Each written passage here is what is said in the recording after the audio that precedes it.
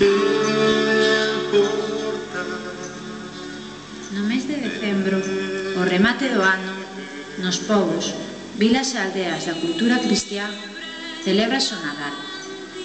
O centro destas festas religiosas é Xesús, o Fillo de Deus, que naceu en Belén hai 2003 anos.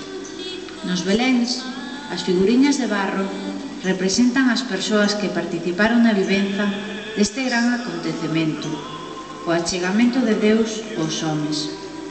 Imos lembrarvos a historia do nacemento de Xesús.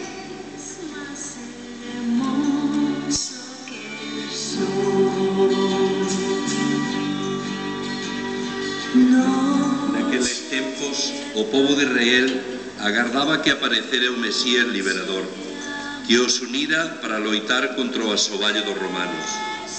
Os profetas eran adiviños que dicían os acontecementos que iban a pasar e falaban no nome de Deus. Un deles chamábase Miqueas e dicía o profeta: "E ti, Belén, terra de Xudá, de ningún xeito é la máis pequena entre as vilas de Xudea, pois de ti a saír o guía que será o pastor do meu povo Israel." E aquel día o profeta acertou.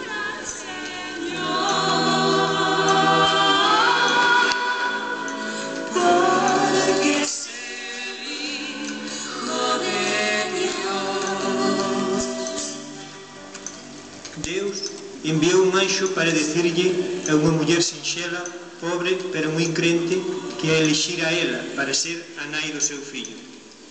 María non entendía o que Deus lle pedía, pero tiña moi claro que debía cumplir a súa vontade. Por eso a acatou. Pero non foi sinxelo. Xosé, o seu prometido, tampouco entendía os plans de Yahvé, Deus de Israel. Pouco antes de nacer Xesús, o emperador Augusto decreta que as mulleres embarazadas tiñan que ir dar a luz a Belén para poder levar un mellor control da poboación. Para alá vanse Xosé e María, e ao chegar atópanse con que non hai ningunha pousada para nacer o seu fillo. Despois de dar voltas e reviravoltas, o único que encontraron foi unha corte de vacas. Ali, no medio da noite, naceu Xesús. Escoitáronse unhas voces que viñan do ceo e dicían: